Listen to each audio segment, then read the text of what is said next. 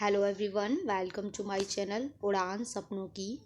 आज हम डिस्कस करेंगे आपका क्लास 9th का गणित का मिड टर्म, जो आपके एग्ज़ाम होने वाले हैं।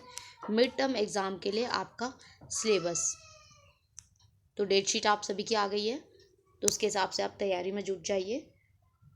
इसमें आपका जो है फोकस सिलेबस है ये, ठीक है। आपको सिर्फ यही पढ़ना है, इसको पढ़ के ही आपके मार्क्स बहुत अच्छे आ जाएंगे।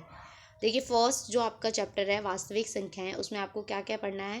प्राकृतिक संख्याओं, पूर्णांक, परिमेय संख्याओं को संख्या रेखा पे बनाना, संख्या लाइन पे बनाना, परिमेय संख्या शांत और अशांत बताना, ठीक है। अनावर्ती अनवासनीय दशमलव के उदाहरण, जैसे √2 हो गया, √3 हो गया, उनको हम नंबर लाइन पे कैसे बनाते हैं, ये बहुत ईजी है। इसके बाद में देखिए, ये इस तरीके के जो दे रखे होंगे उसका परिमेयकरण आना चाहिए। मेन क्या है आपका, परिमेयकरण आना है। इसके बाद आपका घातांक का नियम, घातांकों का नियम, ये आपकी लास्ट एक्सरसाइज है, वो आपकी एक्सरसाइज आनी चाहिए। फर्स्ट चैप्टर में आपको इतना ही करना है। सेकंड, बहुपद। बहुपद में आपको पता होने चाहिए कि एक चर वाले जो बहुपद होते हैं उनका गुणांक क्या होता है, पद कैसे निकालते हैं, शून्यांक कैसे निकालते हैं, और घात कैसे निकालते हैं, ठीक है। घातों के आधार पे अचर, रैखिक, द्विघातीय और त्रिघातीय बहुपद होते हैं, तो वो कौन कौन से होते हैं वो आपको पता होने चाहिए। उसके अलावा आपको गुणनखंडन करना आना चाहिए, गुणनखंडन प्रमेय द्वारा गुणनखंड, ठीक है, गुणनखंड करना आना चाहिए।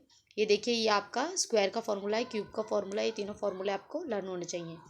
इसके बाद आपका चैप्टर 3 है। चैप्टर 3 में तो आपको कुछ नहीं करना, चैप्टर 3 बहुत ईजी है। बस आपको जो निर्देशांक है वो आपको बताने आने चाहिए निर्देशांक तल पे, बहुत ईजी है ये। फिर आपका 4th 5th नहीं है, 6th चैप्टर है आपका रेखाएं और कोण। इसमें देखिए, अभिप्रेरणा, यदि एक किरण एक ही रेखा पर खड़ी हो तो इस प्रकार बने दोनों आसन कोण का योग 180 होता है, और विलोम, इसका विलोम, यानी कि दोनों चीज़ें ये आपको याद होनी चाहिए। फिर एक सिद्ध करना है, ये यदि दो रेखाएं परस्पर प्रतिच्छेद करती हैं तो शीर्षाभु में कोण बराबर होते हैं, ये वाले जो कोण बराबर होते हैं ये आपको पता होना चाहिए। फिर एक अभिप्रेरणा क्या है, जब एक तिर्यक रेखा दो समानांतर रेखाओं को प्रतिच्छेद करती है तो संगत कोण, एकांतर कोण, अंतः कोण के परिणाम, तो ये सब बराबर होते हैं और 180 का योग होता है इनका, ये सब आपको पता होने चाहिए। इसमें जो ये वाले जो कोण बनते हैं, जितने भी कोण बनते हैं वो सबको पता होने चाहिए। फिर है वे रेखाएं जो एक ही रेखा के समानांतर हों, परस्पर समानांतर होते हैं, ठीक है। किसी त्रिभुज के तीनों कोणों का योग 180 होता है, ये आपको प्रूफ करना आना चाहिए। ये आपकी 2 थ्योरम है जो आपको अच्छे से याद होनी चाहिए, प्रमेय है। फिर अभिप्रेरणा क्या है, यदि किसी त्रिभुज की एक भुजा को बढ़ाया जाए तो इस प्रकार बना बहिष्कोण अपने दोनों अंत अभिमुख कोण के बराबर होता है। यानी कि अगर ये त्रिभुज है और इसका हमने एक भुजा बढ़ा दी तो जो इसका ये कोण होगा ये इन दोनों कोण के योग के बराबर होगा।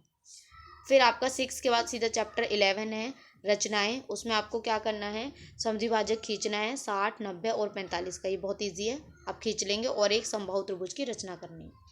इसके अंदर आपका चैप्टर 13 है पृष्ठीय क्षेत्रफल और आयतन निकालना है, जिसमें आपको घन, घनाभ, गोला इन और लंबवृत्तीय शंकु का पृष्ठीय क्षेत्रफल और आयतन। आप इसके लिए क्या कीजिएगा, टेबल बना लीजिए, टेबल में डायरेक्ट फॉर्मूले लिख लीजिएगा तो आपको इजीली याद हो जाएगा। फिर है आपका चैप्टर 15 प्रायिकता, ये तो बहुत ईजी है, प्रायिकता आप कर लेंगे। तो देखिए, आपके बेसिकली कौन कौन से चैप्टर हैं जो आपको करने हैं, 1st, 2nd, 3rd, 6th, 11th और 15। 1st, 3rd, 6th, 11, 13 और 15, ये आप चैप्टर अच्छे से पढ़ लीजिएगा। और ये जो चैप्टर हैं बहुत ही इजी हैं, बहुत इजी, आप अच्छे से कर सकते हैं। जो आपकी वर्कशीट है उसमें ये सब समझाया हुआ है, बहुत अच्छे से समझाया हुआ है, तो आप वहाँ से कर लीजिएगा। आई होप आपको इन्फॉर्मेशन पसंद आई हो, तो प्लीज़ चैनल को लाइक करें, सब्सक्राइब करें, कमेंट करें और अपने फ्रेंड्स के साथ शेयर ज़रूर करें। Thank you and all the best.